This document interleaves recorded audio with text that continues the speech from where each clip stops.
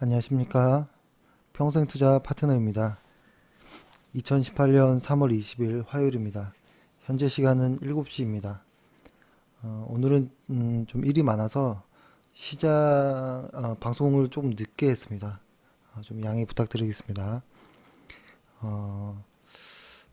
오늘 방송할 내용은 이겁니다. 전업 투자자들이 사실 저희 회원분들 중에도 꽤 있거든요. 그러니까 전업 투자자로서의 하루 일과를 어떻게 하면 좋을까? 이런 고민도 좀 있을 건데요. 그래서 그런 관점에서 한번 전업 투자자의 관점에서 한번 오늘 좀 이야기를 해보겠습니다.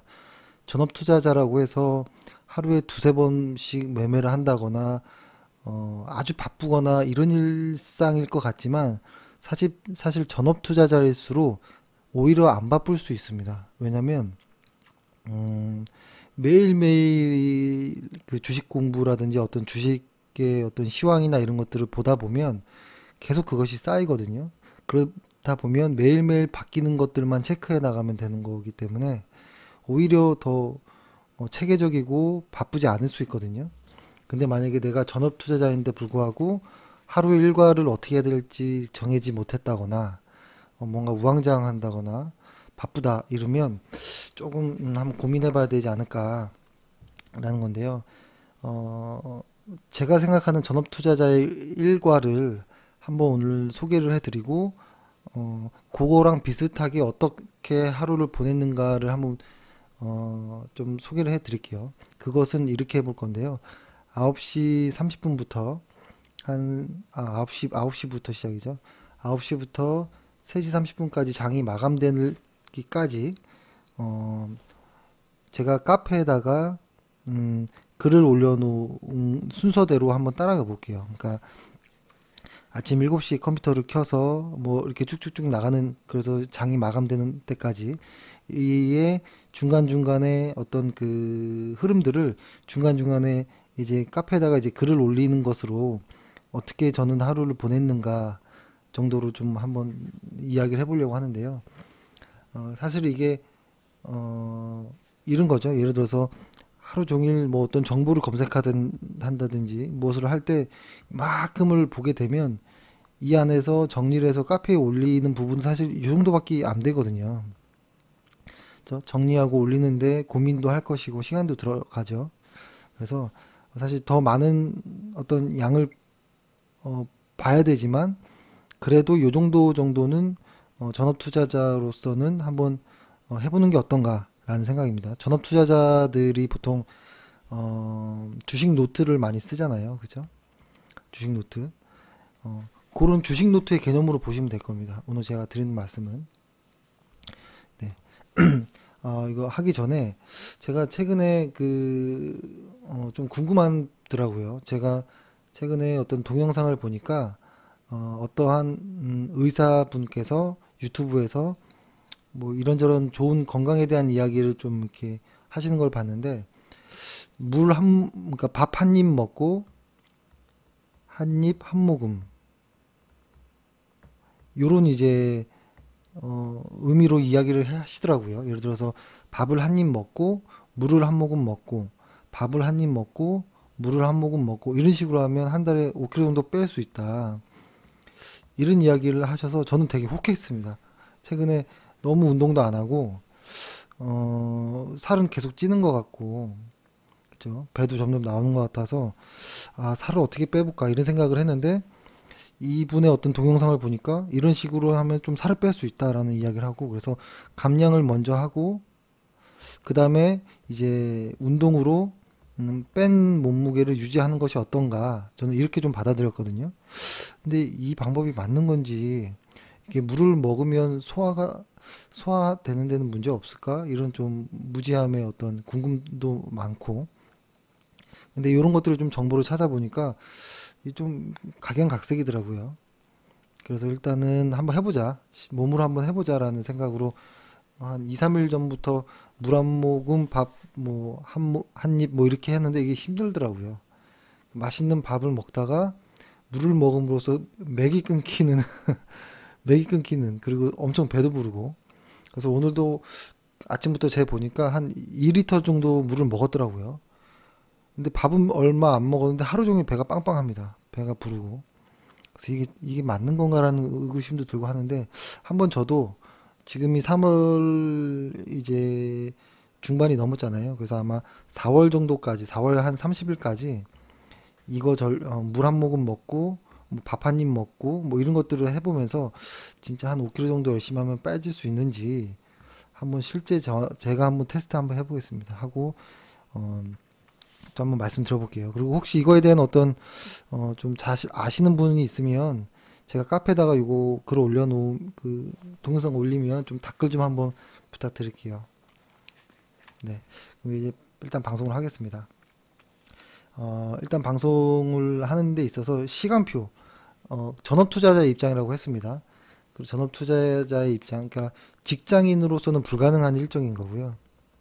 직장인은 이렇게 매일매일, 제가 보기에는 직장인은 매일매일 시장을 보면 보기 힘들고 봐도 안 될 것 같아요. 마음이 너무 흔들리기 때문에. 그래서 예를 들어서 직장인 같은 경우에는 제 생각에 이상적인 어떤 패턴은 뭐냐면 이런 거죠. 점심시간, 점심 정도를 먹고 혹은 점심 정도 시간대에 코스피 지수 혹은 뭐 코스닥 지수 정도를 한번 보고, 그죠? 그 다음에 이 코스피 코스닥의 어떤 거래량이라든지 오늘은 이 지수를 외국인이 사느냐, 기관이 사느냐, 뭐 개인들이 사느냐, 이 정도를 본 이후에 그 다음에 내가 가지고 있는 종목에 어떤 뉴스들이 뭐 새로운 게 나왔느냐 정도를 보는 것으로도 벅찰 수 있을 것 같아요. 그리고 만약에 어떤 종목에 대한 매매나 어떤 대응이 필요하다면 이렇게 되겠죠. 한 12시 정도부터 밥을 먹으면서 이런 뭐 지수라든지 뉴스를 보다 보면 뭐 밥을 뭐 1시 정도면 이제 볼 수 있겠죠. 그 정도면 코스피 지수 잠깐 보고 코스닥 지수 잠깐 보고 종목의 뉴스들 보고, 그러니까 종목을 한 5개에서 한 10개 미만으로 매매한다고 하면 뭐 잠깐씩 보는 건 볼 수 있죠. 그 다음에 내가 어떤 종목에 대해서, 나의 종목에 대해서 뭘 할 거야, 뭐 팔 거야, 뭐 매수할 거야, 뭐 추가 매수할 거야, 뭐 이런다면 한 1시에서 한 3시 사이 정도 때 저는 뭐 매매 대응해도 된다라고 보고요. 그러면은 신규 종목은 어떻게 하면 좋으냐라고 하는데, 저 같은 경우는 주말에 많이 합니다. 주말에. 왜냐면 퇴근하고 집에 가면 이게 일이 안 되는 경우가 많잖아요. 그죠? 가정이 있으니까. 그래서 보통 주말 정도에 좀 몰아서 주간 차트를 보고서 이제 관심 종목들을 좀 추리는 작업들을 한 두어 시간 정도씩 예전에 좀 했던 기억도 나고 하는데요. 요 정도 패턴이면 저는 주식시장에서 오랫동안 좀 이렇게 살아남을 수 있지 않을까라고 보고요. 근데 지금 말씀드리는 것은 전업 투자자의 입장입니다. 전업 투자자 같은 경우에는 어떻게 해야 되냐면, 저는 전업 투자자라면 첫 번째로 주식 노트가 필요하고, 근데 전업 투자자를 아주 좀 오래 해서 아주 딱 틀이 잡힌 분들은 상관이 없는데요. 전업 투자를 하신 지 이제 몇 달 안 되신 분들은 한번 고민해 보십시오. 저의 방법이 사실 별건 없습니다. 마치 국영수 위주로 열심히 해라는 식으로 정석이 아니라 뭐 당연한 정도의 이야기일 수 있는데요. 제가 생각하는 일단 전업 투자자는 일단 가장 큰 틀은 그겁니다. 1년의 기대 수익을 정하는 겁니다. 일단 나 1년에 내 계좌에 지금 내가 한 3억으로 전업을 했는데 1년에 나 몇 프로 수익을 낼 거야 라고 목표를 잡는 거.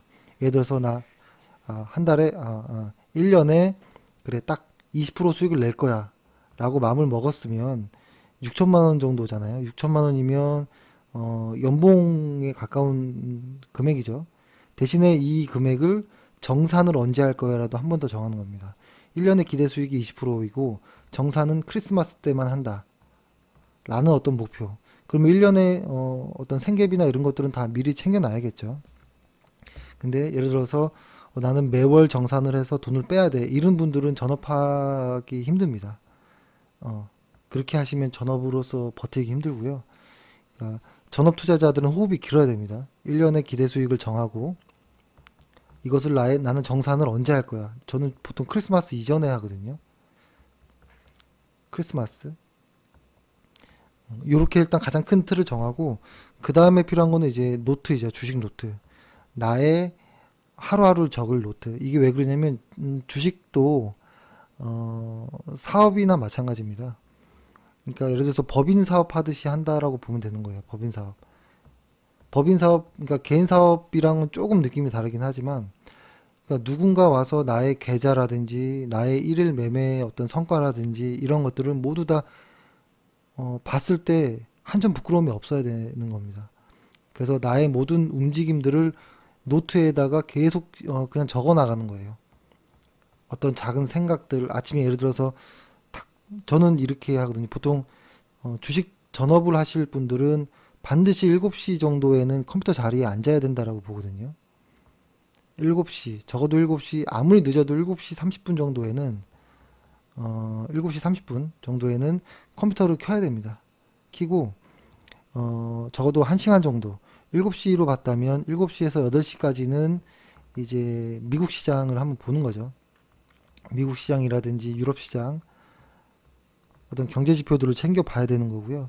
그 다음에 8시부터 이제 9시까지는 어떻게 하면 좋으냐면 오늘은 이럴 것이다 라고 자신만의 어떤 시황을 적어 놓는 거예요. 그러니까 이때 어떻게 하면 좋으냐면 내가 이거를 정리를 해서 이것을 만약에 신문 기자의 기사에다가 업로드 한다라는 생각으로 정성껏 1시간 정도를 오늘의 시황을 적는 겁니다. 어제 시황을 정리하면서 오늘 시황은 어떨 것이다 라는 것을 일단 적어야 돼요. 시황. 1시간 정도는. 그렇게 하다 보면 이게 어떤 효과가 있냐면 하루에 계획을 세우는 거기 때문에 뇌동매매를 한다든지 이런 일을 좀 줄일 수 있습니다. 그리고 이게 머릿속에 상상하는 거랑 적는 거랑은 차원이 다릅니다. 적으면서 공부가 되고 적으면서 좀 정리가 되거든요. 그리고 기억에도 오래 남고. 그래서 좀 전업 투자자 입장에서 반드시 필수 7시에 반드시 컴퓨터를 켜고 7시에서 8시 사이에 미국 시장과 유럽 시장을 정리하고 8시에서 9시 사이에는 시황을 반드시 적어보는 거. 그죠? 그 다음에 9시부터 12시까지는 그 다음부터는 뭘 하냐면 이렇게 하는 거죠. 그 다음부터는 차트를 보는 게 아니고요. 두 가지만 합니다. 내가 가진 종목, 보유 종목. 보유 종목에 대한 어떤 기사나 공시나 이런 것들을 보고 그 다음에 실적이 좋은 종목들을 이제 풀을 만들어 놓잖아요. 관심 종목이라고 하는 거. 관심 종목에 관련한 어떤 기사나 리포트들을 계속 보고요. 만약에 조금 지겹다 싶을 때는 이제 어떤 뭐라고 하나요? 주식책을 보는. 그러니까 보유 종목 혹은 관심 종목의 리포트나 기사를 보고 이게 재미없으면 또 책을 읽고 이게 계속 반복되는 겁니다. 한 3시간 정도는. 그 다음에 12시에서 뭐 1시 정도까지는 쉬고요. 쉴 때는 그냥 컴퓨터를 끕니다. 꺼버리시고요. 그 다음에 다시 1시에서 2시 사이에는 대응할 것이 있다거나 이러면은 째려 보는 거죠. 1시에서 2시까지는 다시 고민을 합니다. 아, 나 이거 오늘 추가 매수할 건데 혹은 나 오늘 이거 매도할 건데 라고 하는 종목들을 째려보는 시간, 집중하는 시간입니다. 이때는 기술적 분석을 많이 하겠죠. 차트를 보면서. 그 다음에 2시부터 3시까지의 어떤 대응을 합니다. 만약에 그날에 대응할 것이 없으면 2시부터 3시까지는 이제 관심 종목을 찾는 거죠. 관심 종목들을 찾는. 그 다음에 3시부터 이제 마감하는 3시 반까지는 이제 각종 어떤 마감 뉴스들이라든지 이런 거를 보면서 4시 정도까지 해가지고 마감 시황을 스스로 또 적습니다. 마감 시황. 적고 어떤 하루의 반성이나 이런 것들을 적고 근데 이런 것들이 요 중간중간에 보는 거죠. 예를 들어서 나의 보유 종목에 어떤 뉴스가 있으면 이것도 주식 노트에 적어야 됩니다. 적고 책에서 좋은 부분을 읽었으면 이것도 역시 적고, 그죠? 차트를 보면서 이 종목 괜찮다라고 하면 이것도 역시 기록하고, 그죠? 대응할 때도 기록하고, 내가 뭘 샀고 뭘 어떻게 했는지도 기록하고, 관심 종목을 할 때도 기록하고, 그 다음에 마감 시황도 반드시 적고, 그죠? 오늘은 이랬다, 이렇게 하루가 끝났다, 내일은 어떤 부분을 좀 중점적으로 봐야겠다, 이렇게 하고 나서 이제 끝나는 겁니다. 그렇게 하고 나면 한 4시 정도에는 그러니까 최대한 빨리 컴퓨터를 끄는 게 좋습니다. 4시에서 적어도 뭐 4시 반 안에까지는 PC를 이제 오프해야죠. PC를 꺼버려야 되고요. 그 다음에 하는 것은 뭘 것 같습니까? 4시부터. 4시부터 저녁 먹을 때까지는요. 전업 투자자일 경우에는 둘 중에 하나 정도면 어떤가 싶어요. 주식 관련한 어떤 독서하든지 그냥 멍하게 있던지, 독서 혹은 혹은 뭐 운동을 하고 싶은 사람은 운동을 하든지. 저는 주로 멍할 때도 많고요. 그냥 독서를 할 때도 있는데요. 멍하는 게 상당히 좋습니다. 이 멍이라는 게 어느 정도 효과가 있냐면, 저는 이것을 느끼거든요. 최근에 더욱더 느끼는 것 중에 하나가, 컴퓨터와 핸드폰 아무것도 없는 상태로 잠깐 이제 동네를 한 바퀴 돈다든지 이렇게 좀 멍하게 있는데요. 그때 하루가 정리가 돼요. 보통. 대신에 핸드폰이랑 컴퓨터 이런 게 없어야 돼요. 주변에.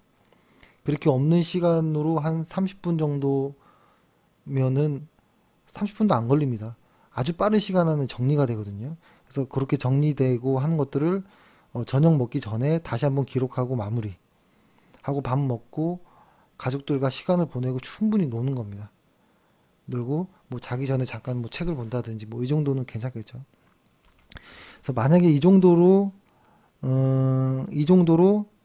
주식 전업에 하지 않으실 거면 아예 전업을 포기하시는 것이 좋습니다. 전업 투자자 치고 게으른 분이 성공하는 건 못 봤거든요.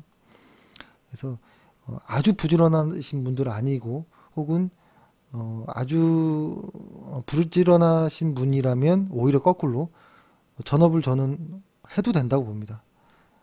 그 대신에 좀 뭐 어떤 조건들은 좀 있겠죠. 기반 조건들 어느 정도 수준도 돼야 되고, 어느 정도 생활비 한 몇 년치 거는 빼놔야 되고, 가족과도 합의가 돼야 되고, 이런 부분들이 있겠지만, 일단 중요한 거는 하라는 입장이 아니고 이겁니다. 전업 투자자가 이 매일매일의 일상을, 저는 이거를 아주 단순하게 한 겁니다. 그러니까 저처럼 단타를 하지 않는 사람 정도의 매매 타입인 거고, 단타라는 사람들은 화장실도 못 가는 경우 많잖아요. 근데 그렇게 하는 건 저는 좀 반대이고요.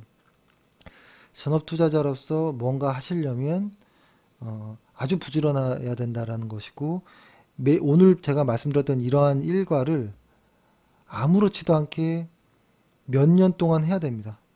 기계처럼 하셔야 되는 거예요. 그래서 예를 들어서 3억으로 투자했는데 3억 2천이 됐습니다. 만약에 아니죠. 3억 6천이 되는 거죠. 20% 수익하면.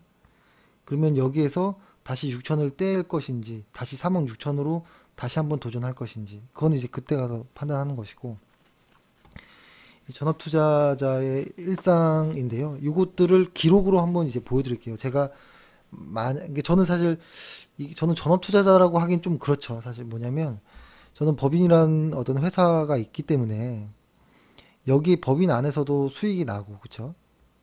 뭐 어떤 다른 일부 뭐 여러 군데에서 수익이 나기 때문에 어떻게 보면 회사원도 될 수 있고 전업도 될 수 있는 정도인데요. 그래서 약간은 좀 다르긴 하지만 그래도 지금과 같은 정도의 일정을 소화한다면 좀 좋을 것 같다라는 좀 생각을 합니다. 그래서 이거의 일과를 제가 이런 식으로 한번 카페에다가 한번 적어봤습니다. 예를 들어서 하루 일과를 한번 볼게요. 사실 여기다 적어드린 내용, 그죠? 저는 이렇게 시작을 했습니다. 오늘 아침에 오전 시황, 이게 이제 9시 전에 8시 47분에 카페에다 올렸는데요. 8시 47분에 카페에다가 오전 시황을 올리려면 그죠? 글을 써야 되는 시간도 필요하고 정리해야 되는 시간도 필요하면 적어도 8시부터는 시황 준비를 해야겠죠. 그러려면 기사를 보거나 이럴 때는 적어도 7시 이전부터 주식을 시작해야겠죠. 그렇죠? 그래서 저는 이렇게 했는데요. 일단 아침에 이렇게 했습니다. 저는 제가 카페에다가 한번 적어봤습니다. 꼭 한번 해보세요. 이렇게 해보시면 반드시 좋은 성과가 있을 거라고 보고요. 이렇게 합니다. 보통 다우나 나스닥 뭐 S&P 500이 어땠는지 어제는 이제 하락을 많이 했죠. 근데 특이한 것은 변동성 지수도 좀 많이 증가를 했죠. 근데 변동성 지수를 일단 적어 놓은 거는요. 변동성 지수가 한 번 이렇게 크게 상승하는 것은 보통 한 번에 끝나지가 않을 때가 많아요. 추세가. 한 번 시작하면 좀 가는 경우가 많거든요. 그래서 변동성 지수에 대해서는 저희가 좀 많이 말씀드렸기 때문에 지금 조금 조심해야 되는 구간일 수 있다. 예민한 구간이다. 변동이 커질 가능성이 높은 구간이다라는 겁니다. 그래서 변동성 지수를 이렇게 적어놨고 그거에 어제 가장 큰 뉴스는 페이스북이었잖아요. 그렇죠? 페이스북에서 어떤 악재가 발생했죠.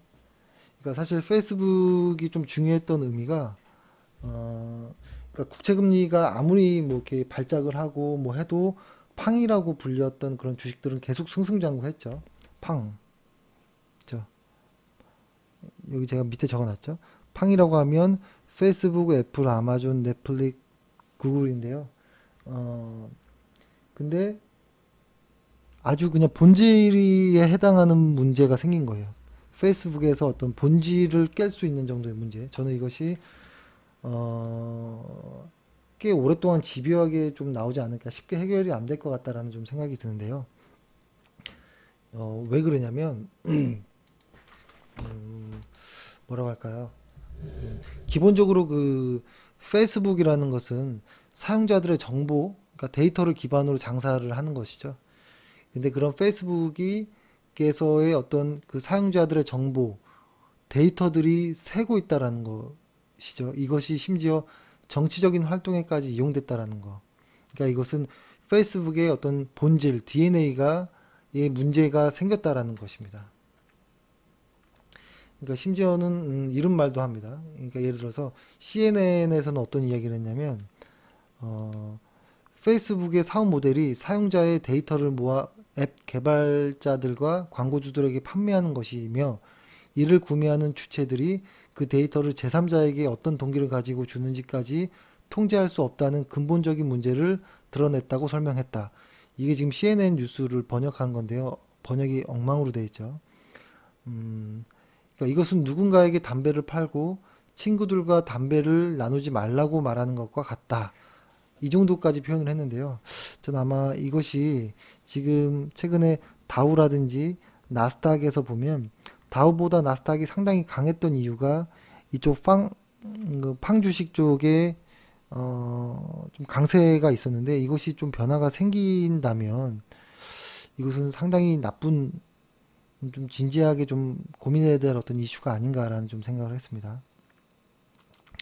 그래서 어제 나스닥의 시가총액 순서대로 보면 애플, 아마존, 뭐 마이크로소프트 뭐 이런 것들이 다 많이 빠졌어요. 페이스북은 6% 정도가 빠졌고요.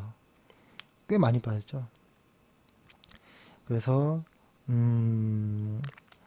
이거에 대한 것을 좀 했고 저는 요게 보기에는 아마 요게 정치적으로 좀 이용될 거라고 봅니다. 그래서 중간 선거까지는 집요하게 나올 이슈다라고 표현을 했고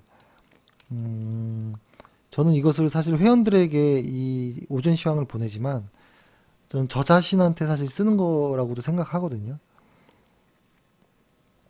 그래서 여긴 또 어떤 이야기를 또 했냐면 그 다음에는 이제 이번 주 목요일 새벽 3시죠. 그때 미국의 기준금리가 결정이 되는 거 그거에 대한 것들도 좀 관심 있게 봐야 된다. 그래서 오늘 같은 시장은 예를 들어서 이런 거죠.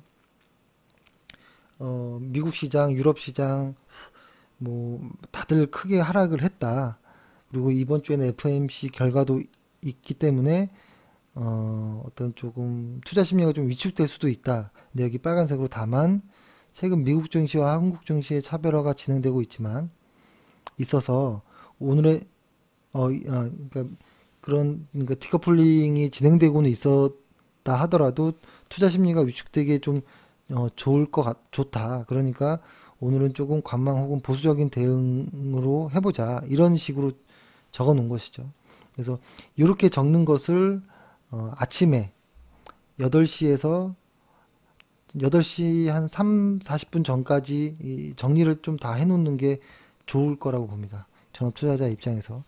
그리고 제가 이 카페 공지를 한번 하자면, 이번 주 정도까지만 좀 상세한 어떤 문자나 이런 걸 하고, 매수 매도를 뺀, 아주 중요한 매수와 매도를 뺀 나머지는 문자를 보내지 않고요.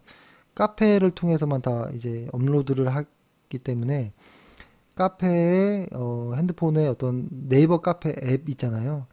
그거를 설치하셔서 알림 기능을 켜 놓으시면 저희 카페에 글이 올라가는 것들이 문자 오듯이 띵동띵동 다 알려줍니다. 그래서 그것으로 이제 확인하시면 되고요. 이렇게 지나가면 이제 전업 그러니까 전업 투자자들이 사실 좀 쉬운 길은 아니죠. 그 다음에 제가 요런 글을 또 올렸습니다. 그러니까 오늘은 사실은 저희가 그 지금 현재 주식 비중이 88% 오늘 추가 매수한 것까지 해서 88% 비중이 됐는데요. 이제는 주식이 다 매수가 거의 된 겁니다. 된 것이고 한두 개 정도, 두 개에서 한 세 개 정도는 아마 곧 이익 실현이 될 가능성이 좀 높고요. 그렇죠?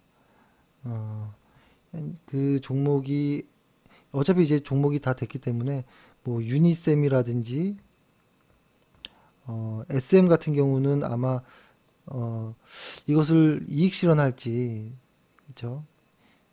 이게 수익 구간을 어느 정도 조금 더 기다려 볼지 좀 고민하고 있는 과정입니다.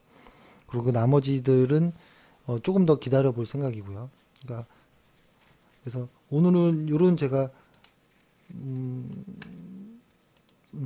그 뭐냐 이게 그 포스코 캠텍인데요. 그러니까 저희가 보유한 종목에 새로운 증권사 리포트가 나오면 보통 이게 장 전에 저는 다 보거든요. 웬만하면 장 전에 리포트들은 대부분 나옵니다. 그래서 장 전에 보유 종목의 리포트를 일단 보는데 오늘 장 전에 이게 시간이 올린 게 9시 1분으로 돼 있네요. 그러니까 그 전에 봐서 올렸겠죠. 그러니까 오늘 포스코 캠텍에 대한 제가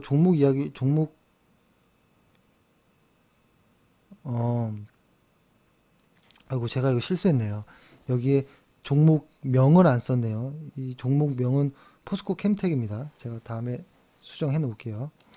근데 이게 아침에 보면 그 증권사들의 좋은 뉴스들이 나오거든요.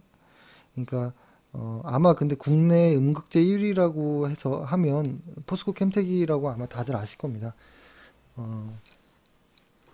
근데 이게 좋은 어떤 리포트들이 나오는데요. 요런 이야기를 썼습니다. 대신 파란 글로 첨언을 한 건데 오늘 아침 증권사 리포트가 나왔다. 그러나 기대 이하이다. 이 기대 이하라는 것은 실적이라는 겁니다. 사실 포스코 캠텍이 2017년, 2018년, 2019년 이렇게 성장이 계속 될 거라는 건 알고 있었거든요.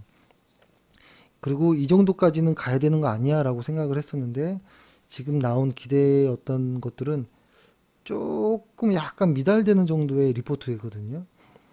근데 아마 다른 회사의 리포트들도 좀 확인해 봐야겠지만 실적은 2017년도보다 혹은 창립 이후에 가장 큰 2018년도에 신고가 실적이 나올 거라는 건 다들 알고 있는 것이고 이 기대치를 넘어서는 결과가 나와야지 이미 사람들이 예측하고 있는 이 기대치보다 작은 실적이 나오면 안 된다는 거거든요. 종목은. 근데 그러한 관점에서 봤을 때 아주 최고의 실적은 맞지만 기대치보다 조금 약하다라는 어떤 느낌을 받았거든요. 그래서 좋은 아침에 증권사 리포트가 나왔다. 그러나 기대 이하다. 리포트에선 최고라고 이해하겠지만 아무튼 기대 이하이다. 그러니까 실적이 창립 이후 최대 실적이라는 것은 이미 알고 있었다. 더 강한 실적이 나와야 한다. 부족하다. 전기차 대장주인 건 알겠지만 약하다. 조금 더 관망하며 다른 증권사의 실적 주의를 확인해야겠다. 라고서 하고서 이제 이렇게 정리를 한 것들을 이렇게 적어 놓거든요. 제가 이것을 아예 수정을 해버릴게요.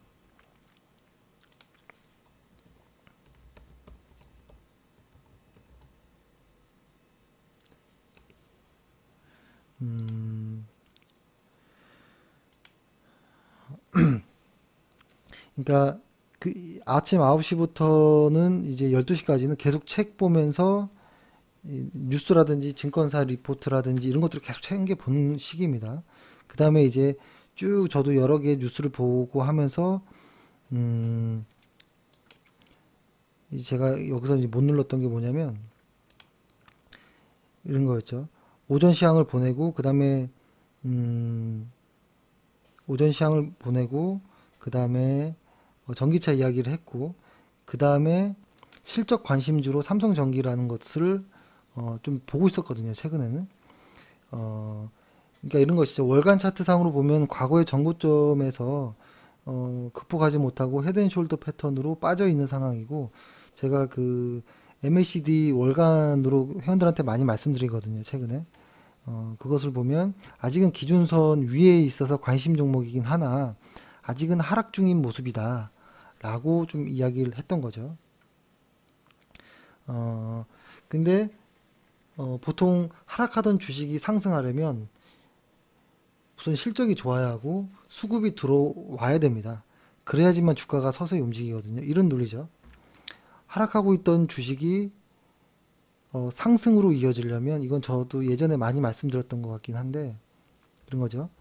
하락하고 있는 주식이 그러니까 이 하락을 유도했던 주체가 하락을 멈추면 주가는 더 이상 하락하지 않고 옆으로 가거든요. 그러면서 왔다 갔다 의미 없이 움직입니다.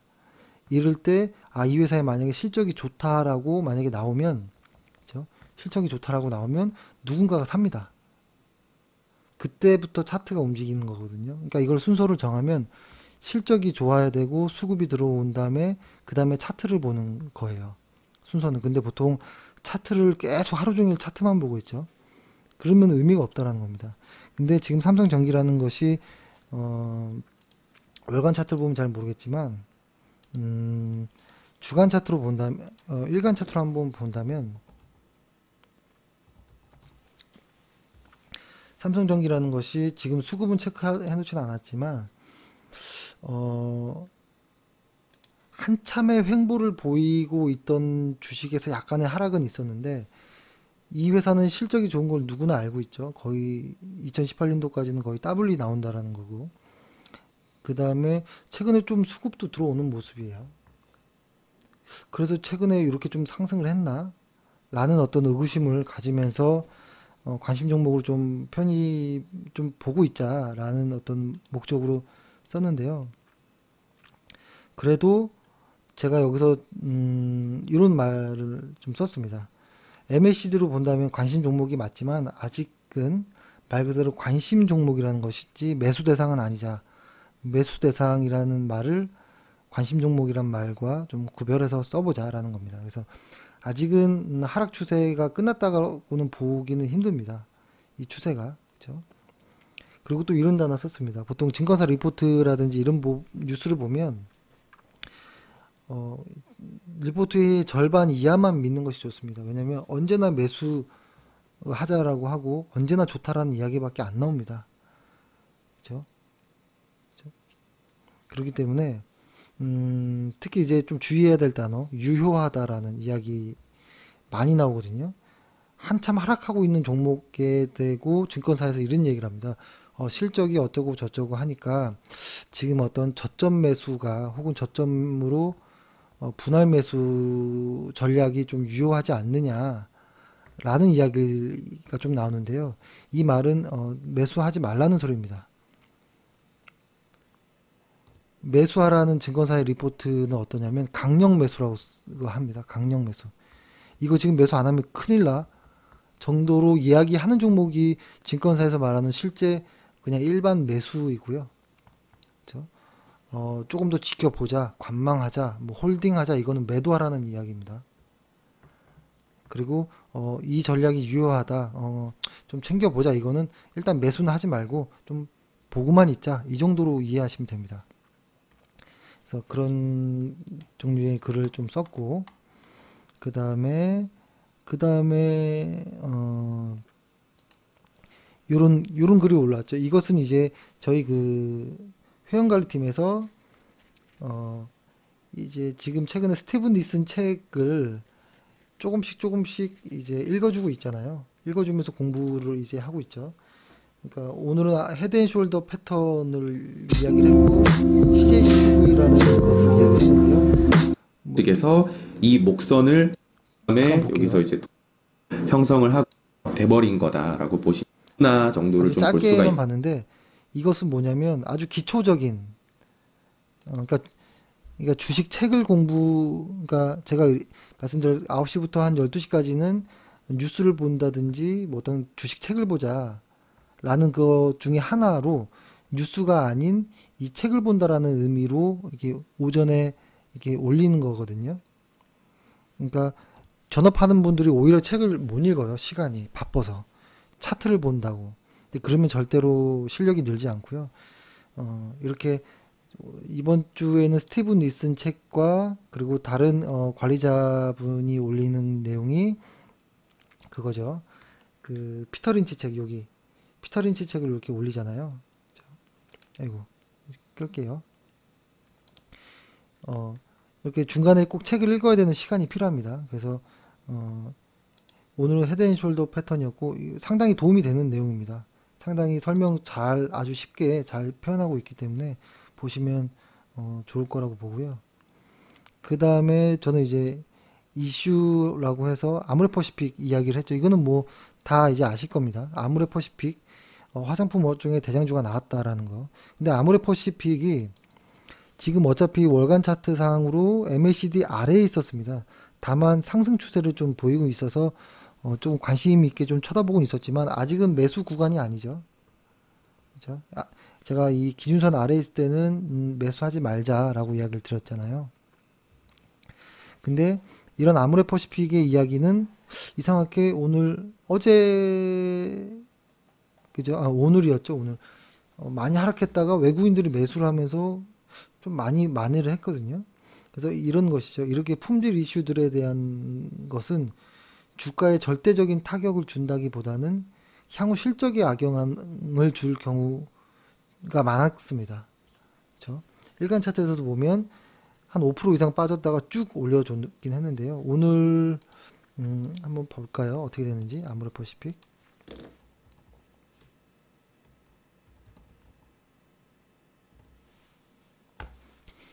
예, 비슷하네요. 그죠? 그래도 많이 양봉으로 마무리를 했죠. 근데 오늘의 수급이 외국인들이 좀 많이 좀 들어왔더라고요. 근데 이것이 모릅니다.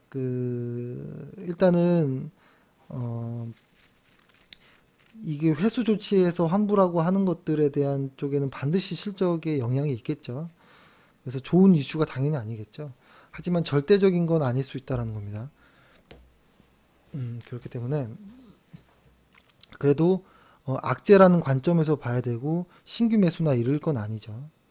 근데 이제 그거에 따른 이제 이런 것이죠. 그거에 따른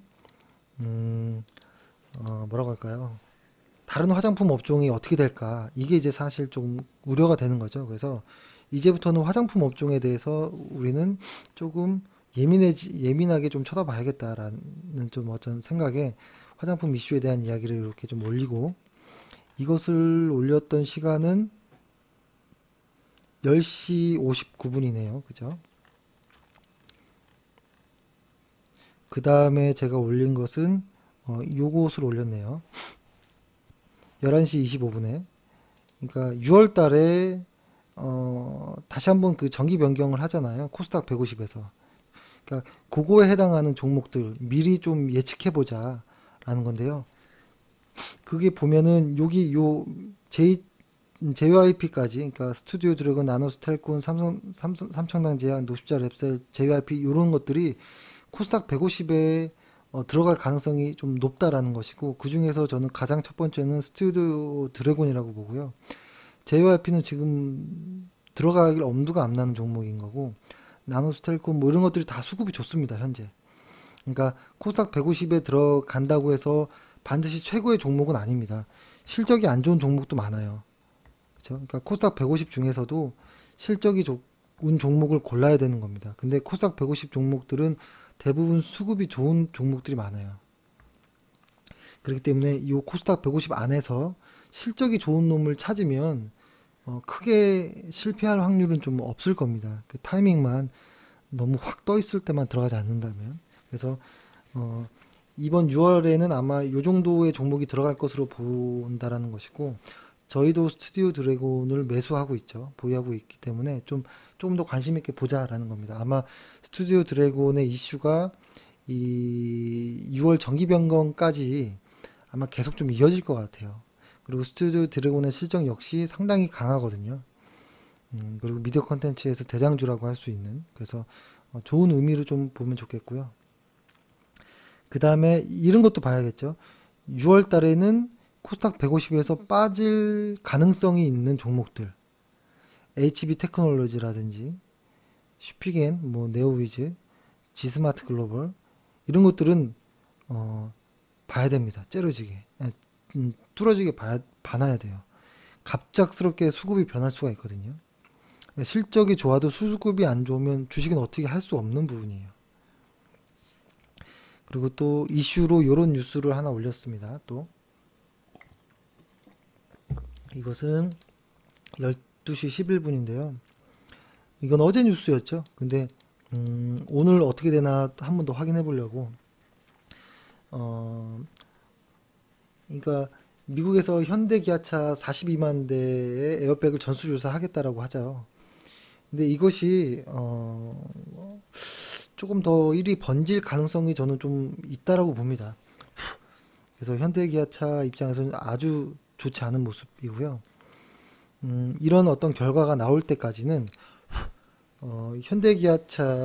현대차의 어떤 과실이 밝혀지면 대규모 비용 발생이 나오죠. 그래서 이제 실적 악화, 그러면 이제 주가 더 하락, 뭐 이런 모습이 나올 수 있기 때문에 신규주로 들어가거나 이런 것은 전혀 생각하지 마시자라는 이야기고, MACD 오실레이터 월간 차트 위에 있지만 이 파란색으로서 지금은 조정 혹은 하락의 구간이라고 보여지는 거거든요. 그리고 이러한 과거의 박스권 안에서 있는데 여기를 한 세 번째 두들기는 거였어요, 사실. 보통 이런 박스권을 한 번, 두 번, 세 번 정도 두들기면 보통 돌파할 때가 많고, 이게 만약에 이런 박스권을 한 번, 그러니까 엄밀히 따지면 여기 한 번, 두 번, 세 번, 네 번 정도 부딪히고 계속 못 뚫고 있었는데요. 이걸 만약에 뚫을 때는 상당히 강하게 갈 수 있다라는 오히려 어떤 반대적인 생각도 하셔야 되고, 근데 이것을 못 뚫으면 다시 한번 또 밑으로 또 흐를 수 있다라는 것까지도 생각해야 됩니다. 그래서 현대차는 이 박스권 기준선을 월간 차트상 이 기준선을 돌파할 때 매수해도 충분히 늦지 않고요. 그리고 어떤 실적이라든지 모멘텀이 사실 약하잖아요. 이런 것들을 충분히 챙겨보고 좋아지는 것을 확인하고 나서 진입해도 늦지 않다. 지금 이런 악재, 이런 어수선한 구간에는 관심을 갖지 않는 게 좋겠다 라는 걸로 이렇게 이야기를 하고 기사를 좀 적어 놨습니다. 그 다음에 요렇게 또 적었네요. 12시 25분에. 그러니까 얼마 전에 그 얘기를 했었죠. 그 최근에 제약바이오 쪽에서 상당히 약해지는 느낌이 좀 났다. 그것이 코스닥에서의 대장주로서의 셀트리온이 약간의 조금 힘이 없어지거나 혹은 약간의 좀 차별화되는 어떤 이런 느낌이 좀 났거든요. 하지만 제약바이오에서 그래도 가장 강한 애들은 보톡스 관련한 애들이라고 좀 이야기를 드렸는데 그 중에 단연 메디톡스는 가 이제 대장주라고 이제 좀 말씀드렸잖아요. 근데 얼마 전에 일간 차트상에 보면 상당히 조금 기분 나쁜 모습이 나왔는데 오늘 아주 다 뚫었습니다. 오늘 보면 한 10% 정도로 마감했죠. 그래서 이것이 계속 좀 뚫고 나가는지 조금 의미 있게 봐야 된다라고 좀 봅니다. 그리고 월간 차트상에서도 보면 엘러간으로 인해서 3년 정도를 고생했거든요. 3년 정도의 어떤 박스권을 돌파하는 첫 달입니다. 3월 달에. 그래서 큰 이변이 없으면 이러한 장기 박스권을 돌파하는 때는 상당히 갈 확률이 높아요. 그래서 만약에 메디톡스에 관심이 있다라고 한다면 언제든지 매수할 기회는 많을 겁니다. 이게 오래된 이러한 장기 박스를 돌파했다라는 거는 한동안 갈 확률도 있기 때문에 만약에 오늘같이 10% 이렇게 상승할 때 내일 모레 뭐 이렇게 급하게 따라갈 필요는 없고요. 길게 보고 반드시 눌림입니다. 상승 구간에 눌림을 줄 때 매수하는 게 좋다라고 보고요. 실적을 이렇게 적었는데요.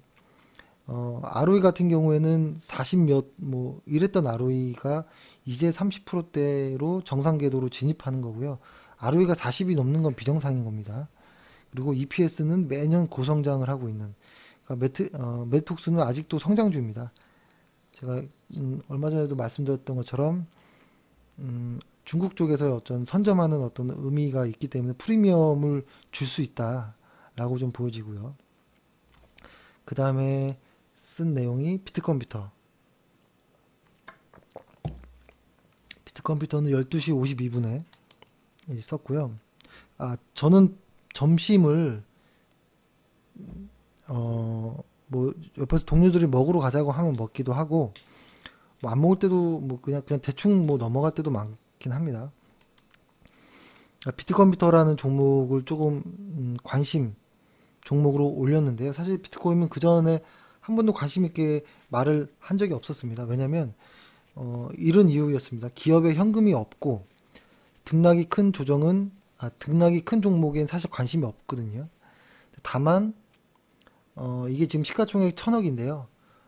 이것이 앞으로 어떻게 움직일지 이 섹터에선 얘네들이 그래도 선점하고 있는 부분이 있기 때문에 좀 관심 있게 보자라는 이야기를 했었는데 이런 이야기도 덧붙였죠. 아직 의료 현장에서도 부정적인 의견이 많다. 그러나 클라우드라는 부분은 트렌드이다. 최근 실적이 돌아서고 수급이 좋아지기 시작했다. 그럼 이제는 주가가 움직일까? 아까 말씀드렸던 거 기억나시죠? 순서. 실적이 좋아져야 하고 그 다음에 수급이 들어오면 그때는 주가가 이제 상승할 어떤 주가 상승의 어떤 체력이 됐다라는 것이죠. 근데 그런 체력이 조금 모아지고 있는 느낌이거든요. 과거에 비트컴퓨터가 항상 테마주처럼 움직여서 뭐 이렇게 소개를 한다거나 이러기에는 좀 껄끄러운데요. 약간의 변화가 있기 때문에 좀 관심 가져보자라고 하는 겁니다.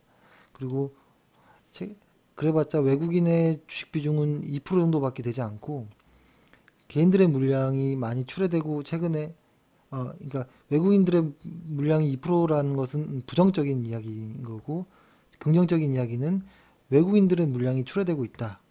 이것을 기관이 조금씩 매수하고 있다라는 이것은 조금 긍정적인 이야기인 거죠. 이런 식의 이야기를 좀 썼고 그 다음에 월간 차트상의 오실레이터가 변하기 시작했거든요. 그러니까 변한 거는 저번 달부터 시작했는데요. 저번 달에 음봉으로 마감했기 때문에 소개를 안 드렸었고 이번 달부터 좀 본격적으로 좀 보이는데요. 일단 실적이 EPS 증감률이 적자에서 흑자로 전환합니다. ROE 역시도 한 자리에서 두 자리로 가는 긍정적인 좀 모습이기도 한데요. 그래도 실적 턴어라운드를 하니까 좀 관심 있게 보자라고 했었고 그 다음에 그렇죠. 이렇게 이야기를 했습니다. 그러니까 일단 뭐 매수라는 이야기는 아닙니다. 관심 있게 보자라는 이야기고 1000억 정도 시가총액 1000억이면 상당히 변동성이 큽니다. 매수하기 어렵습니다. 까다롭고 힘들고. 그래서 저는 높진 않고요. 그 다음에 이제 저희가 추가 매수를 했죠. 지금 현재 주식 비중이 88%까지 올라온 상황이라는 거. 그쵸? 이 추가 매수한 거는 보여드릴 수는 없고, 요, 자, 여기까지 했네요. 그 다음에 다시 한번 좀 요런 이야기를 했네요. 뭐 화장품 업종이 사실 좀 중요했었거든요. 화장품, 왜냐면 이제 중국과 관련해서 수혜를 볼 수 있는 쪽이 화장품 게임주 정도였었어요. 미디어 쪽이랑. 근데 그러니까 수혜를 받을 수 있대 성장할 종목이 많은 애들. 예를 들어서 여기 보면은 화장품 종목들을 쭉 나열했는데 이 나열한 종목이 5개, 뭐 한 15개, 16개 정도 종목 중에서 한 10개 이상의 실적이 다 좋아요. 그 중에서 코스맥스가 가장 강하다라고 써놓긴 했는데 화장품 업종에 대한 어떤 뉴스 코멘트들을 URL을 걸어서 좀 이렇게 보긴 했는데 만약에 중국과 어떤 만약 관계가 좋아졌을 때 미디어 컨텐츠라든지 화장품이라든지 이쪽에서 수혜를 받아야 되는데 한쪽이 만약에 아모레퍼시픽으로 떨어져 나가면 나머지는 이쪽 하나거든요. 자, 그런 의미로 조금 화장품 업종 섹터를 좀 관심 있게 보자라는 의미로 국내외 뉴스 코멘트들을 조금 적어 놓은 것이고요. 그 다음에 오늘 거의 마지막 쯤에 한 3시 살짝 넘어서 요거 종목을 올렸습니다. 이것은 좀 저희가 오래전부터 사실 좀 많이 말씀드렸던 종목입니다. 하나머티리얼즈. 하나머티리얼즈 오늘을 이제 했던 거는 뭐였냐면 하나머티리얼즈는 이겁니다. 예를 들어서 일단 실적은 좋고요. 실적 좋은 건 누구나 알고 이제 수급도 좋아요. 그러면 이제 주가가 움직여야 되는 거잖아요. 근데 그러나 움직여야 되는 그 주가의 순서에서 봤을 때 박스권을 오늘 의미 있게 돌파하는 모습이었어요. 그러니까 제가 아까 글을 쓸 때가 2.77 정도 상승하고 있었을 구간이었는데 하나머티리얼즈가 오늘 종가 어떻게 됐나요?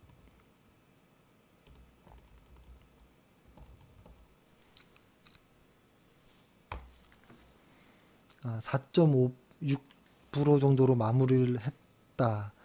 근데 거래량은 좀 사실 좀 빈약하네요. 거래량이 좀 약하긴 해도 일단은 돌파를 했죠. 그러니까 이런 모습이었죠. 예를 들어서 이 박스권대를 한 일주일 정도를 테스트 하다가 오늘 드디어 돌파했다. 저는 의미 있는 자리라고 봅니다. 그래서 만약에 저희가 주식 비중이 꽉 차지 않았다면 하나머티리얼즈를 매수했을 겁니다. 그렇죠? 그러니까 하나머티리얼즈는 저희가 자주 말씀드렸던 요 가격대부터 조금 이렇게 많이 말씀드렸던 건데 쉽지 않았던 것 같아요. 그 한참을 좀 버벅대고 왜냐면 11월 정도, 10월 정도 때부터 IT 전자 쪽이 조금 대장주들이 꺾이면서 그나마 꺾이는데도 불구하고 하나머티리얼즈는 좀 버텨줬거든요. 그래서 이제는 조금 의미 있게 좀 봐야겠다라는 좀 생각이고 이번 주 주말에 뭐나요? 이번 주 주말에 삼성전자의 주주총회가 있잖아요. 그때 어떤 좀 코멘트들이 나오는 걸 좀 봐야 될 것 같아요. 그러니까 삼성전자를 또 좀 관심 있게 보고 이 회사는 영업이익률이 25%이고 EPS 성장률이 120% 성장합니다. 엄청나죠. 그리고 ROE가 30이 넘어갑니다. 이것은 엄청 무서운 회사입니다. 그렇죠? 순이익의 성장 속도가 엄청나다라는 건데요. 사실 뭐 나무라기가 딱히 없는 종목입니다. 그래서 이런 하나머티리얼즈를 소개했고 그 다음에 이제 장이 끝나고 3시 50분에 이런 글을 썼습니다. 아, 막판에 수급이 변했구나 라는 제목으로 어제 미국 시장의 강한 하락이 오늘 우리 시장에 얼마나 영향을 준 걸까. 그리고 오늘 코스피 지수와 변동성 지수를 같이 놔두고 봤는데요. 그 변동성 지수가 사실 이렇게 보면 좋을 것 같은데요. 변동성 지수가 한국 지수가 절반의 회복을 하면서 여기서 버티기를 할 때 변동성 지수는 올라가고 있었어요. 그러니까 그것에 좀 불안함이 있었거든요. 보통 변동성 지수가 올라가면 한 번은 이렇게 빠져줘야 되거든요. 그렇죠? 그래서 요 버티기 모습에서 방향성이 위든 아래든 나와야 되는데 오늘 갑자기 갭으로 확 빠진 다음에 빠졌을 때까지는 놀랐지만 장 막판으로 가면서 변동성 지수도 회복되고 주가도 안정되는 모습. 그러니까 이게 그렇다고 뭔가 의미를 두기보다는 절반 회복했던 이 가격대에서 아직도 횡보를 하는구나 정도로 보는 게 좋을 것 같아요. 왜냐면 이번 주에 이것저것 일과들이 좀 있기 때문에 그런 것 같습니다. 그리고 이런 것이죠. 그러니까 최근에 북한 이슈로 한국 증시와 미국 증시가 차별화되고 있다. 그래도 확언할 수는 없는 부분이 있고 이번 주에 FOMC와 삼성전자의 주총에 대해서 우선 관심 가져보자. 라는 이야기를 했고 이번 주 수, 목, 금에 대한 어떤 증시 일정들을 좀 적어놨습니다. 그리고 오늘의 수급을 좀 보면 조금 재밌는 부분이 나왔죠. 계속 시장이 안 좋았다가 장 막판에 여기 보면은 개인 물량이 개인들이 장 초반부터 쭉 물량을 사다가 갑자기 물량을 매도 포지션으로 바꿔버립니다. 그때 외국인들이 팔다가 그때부터 사기 시작하고 기관들은 쭉 이렇게 올라오는 수급이었거든요. 그러니까 개인들이 팔면서 이 물량을 외인과 기관이 받아냄으로써 지수를 확실히 양봉으로 마무리를 했습니다. 코스피도 이랬고 코스닥 역시는 심했습니다. 코스닥은 매수였다가 개인 투자자가 매도로 확 전환되면서 시장은 확 좋아졌습니다. 네, 조금 슬픈 이야기이긴 해도 개인 투자자의 수급을 항상 좀 보셨으면 하는 좀 바람이 있습니다. 그래서 이렇게 해서 한 4시 정도까지 마무리하고 이제 뭐 책을 보든지 휴식을 하든지 멍하게 있든지 뭐 이런 일정 좀 나쁘지 않다고 봅니다. 그러니까 제가 오늘 좀 자세하게 좀 이야기를 한 것은 가끔 여쭤보는 분들이 있습니다. 전업 투자자로서 어떻게 해야 되느냐. 그러니까 보통 전업 투자자로서 한 3년에서 5년 정도 하신 분들도 젊은 분들도 있고 아니면 어쩔 수 없이 전업이 되신 분들이 있어요. 그러니까 은퇴하신 분들은 어쩔 수 없이 회사 다닐 때부터 주식을 했는데 은퇴하고 났더니 주식만 이제 몰두하시는 거죠. 그래서 그런 분을 위해서 이왕 주식을 만약에 하기로 마음 먹었다면 아침 한 8시부터 한 4시까지 출근하는 하나의 어떤 회사 출근한다 혹은 그렇죠. 출근한다라고 생각하면 좋아요. 그러니까 이게 전업 투자자라고 하면 사업하듯이 하라고 하는데 그 사업할 때 사장처럼 행동하지 말고요. 말단 직원처럼 행동해야 됩니다. 그 회사의 말단 직원. 각이 딱 잡힌 그렇죠? 항상 보고하는 그러니까 그 지휘 라인이 확실히 살아있는 그런 회사들이 있죠. 무슨 일 있으면 항상 보고하는 그 보고를 항상 주식 노트에 적는다 생각하는 그러니까 그 정도의 마음가짐으로 회사 다시 출근한다라는 생각으로 하시면 좋을 것 같습니다. 그렇게 되면 도서관으로 출근할 수도 있고요. 노트북 하나 들고 그분들에 대한 어떤 일과에 대한 가이드라인을 말씀드린 거고요. 점심은 뭐 어떻게든 하면 되는 거고 그래서 반드시 하루 종일 붙잡고 있을 필요는 없지만 반드시 중요한 건 일찍 시작해야 된다라는 거 하나가 있고 3시 반이든 4시든 칼퇴근을 해야 된다. 그 이후에는 반드시 좀 쉬어줘야 되는 거. 그래야지 내일이 또 있으니까요. 그래서 어쩔 수 없이 주식을 이제 전업으로 하시는 분들에게는 어떤 일과에 대한 가이드가 꼭 필요할 거다. 하지 않을까라는 생각에서 좀 말씀드렸고요. 그 다음에 직장인 분들은 이렇게 절대 주식 하시지 마시기 바랍니다. 그리고 저희 회원들 중에 카페에 가입하신 분들이 뭐 아주 극소수거든요. 카페에 볼기가 아마 바쁘셔서 그럴 수도 있고 중요한 거는 계속 문자를 드려서 카페를 이제 안 보실 수도 있는데요. 제 생각에는 이제 카페를 좀 확인해 보시는 게 좋을 것 같습니다. 지금 카페 회원 중에 아주 극소수만이 카페 회원들 중에 카페 가입하신 기 때문에 중요한 이야기를 그래서 영상에다 많이 좀 담으려고 노력은 하지만 영상도 안 보시는 회원분들이 사실 많기 때문에 그래도 저희는 이렇게 하려고 하잖아요. 아침부터 장이 끝나는 한 4시까지는 카페를 통해서 중요한 걸 좀 올리고 그 이후에는 유튜브를 통해서 하루를 마감하고 이것으로 이제 끝을 내는 거고 이 사이 중간중간에 매수 매도는 문자로서 좀 보내는 그렇죠. 그리고 회원이 만약에 좀 궁금한 것이 있으면 그 관리 그 1대1 관리자 분들에게 좀 전화해서 확인하는 뭐 이 정도잖아요. 그리고 저랑도 좀 이게 좀 중요한 것들이 있으면 이야기도 같이 좀 하는 뭐 이런 것인데 보통 회원 가입하고 나서 한두어 달 있으면 그다음부터는 회사에 거의 연락을 안 합니다. 그러니까 잘 계신다라는 뜻으로 좀 받아들이고 좀 있으려고 하는데요. 그래도 한 번씩 전화도 주시고 카페에 좀 확인도 해보시는 게 어떨까라는 좀 생각을 합니다. 오늘 좀 너무 긴 내용, 별거 아닌 내용을 좀 길게 한 것 같아서 좀 그렇긴 하지만 전업 투자자라는 것이 상당히 어렵게 보면 어려울 수도 있습니다. 하지만 나 그냥 새로운 회사에 하나 취직했다 라는 생각으로 각 잡힌 상태로 그 삶을 매일매일 반복할 수 있다면 전업 투자자도 해볼 만합니다.